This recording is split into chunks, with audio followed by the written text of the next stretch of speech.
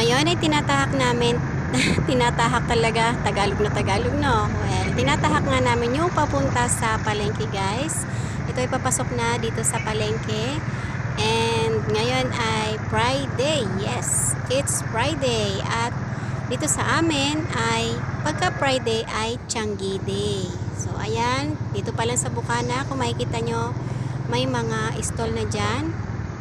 Bumabalik na yung mga nagtitinda dyan every Friday, guys. So syempre, narito na naman ako sa palengke. Araw-araw naman yan eh. Bibili na naman ako ng mga ilan sa mga paninda sa aking tindahan. Ang bibiling ko ngayon ay itlog at saka ulam namin sa tanghalian. So ayan, napakadami na namang manininda dito sa tabi ng karsada. So buhay na naman ang ekonomiya dito sa lugar namin.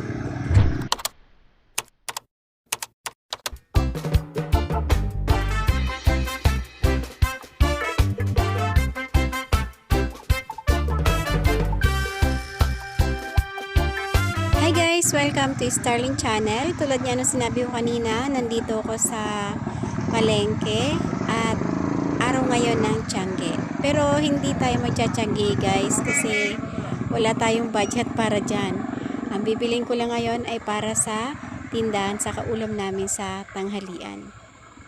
So samahan nyo ako na iikot kayo dito sa palengke.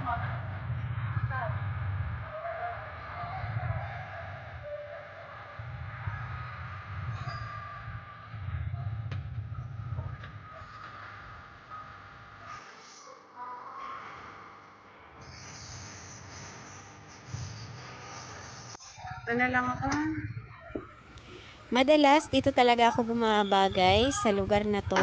At pagbaba ako dito, si Mr. naman dediretso na doon sa parking lot habang ako ay namimili.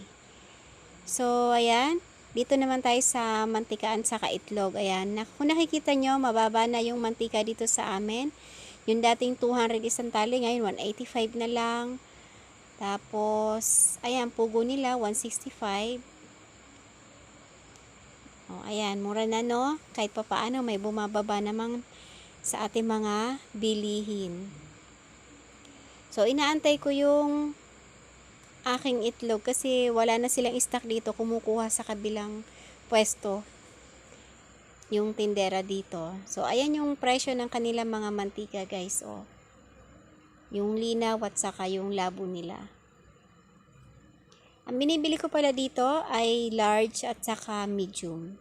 Dalawang klase na yung aking tinitindang itlog ngayon para nga mayroong choice yung aking mamimili. Dahil nga sa yung itlog ngayon ay talagang napakataas. Wala nga silang itlog na pula ngayon, no? Kasi dati yung itlog na pula, 11 pesos lang ang puhunan nila. Bali pang 13 pesos ko. So ngayon, ano na daw, 13 pesos na yung puhunan, bali pang 15 pesos naman sa tindahan. Kaya lang wala silang stock ngayon, naubusan. So ayan na nga, tinatali na ni ate yung aking order.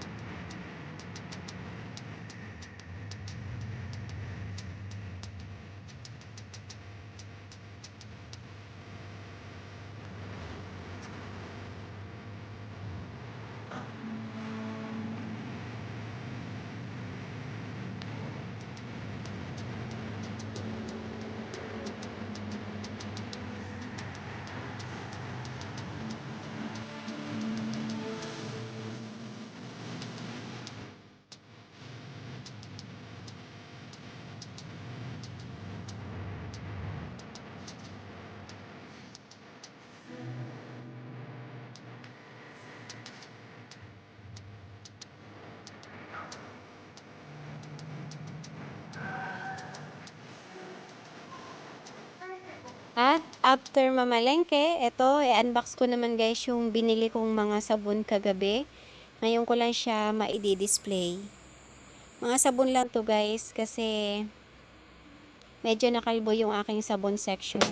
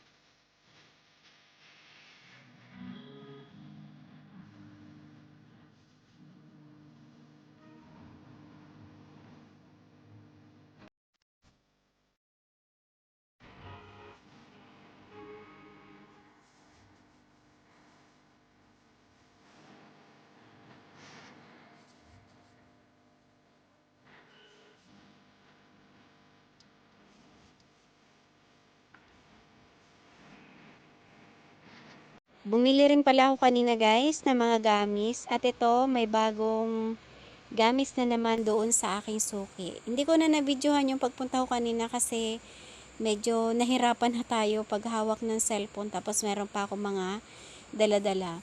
So ito yung mga bagong gamis nila na check ako na ang gugustuhin na naman to ng aking mga suki na mga bata. Ayan, iba't ibang fruit siya. 4 na klase guys, pineapple, strawberry, grapes, at saka yung isa naman ay yung green. Yun ay apple. So, ire-repa ko muna siya guys ha. Wait lang. Tadan! Ayan na siya guys. O, nakagawa ako ng 22 packs. Kalahating kilo yung binili ko. At yan, 22 packs yung aking nagawa. Pang 5 piso kada balot. 4 na peraso lang yung nilagay natin kasi medyo may kamahalan siya. At saka medyo mabigat ang timbang yan compare dun sa ibang mga gamis. So ayan, nirepack na natin para madaling ibenta sa mga bata. At konting pasilip lang guys dito sa aking sabunan. Ayan, nailagay ko na yung mga sabon saka mga fabric conditioner.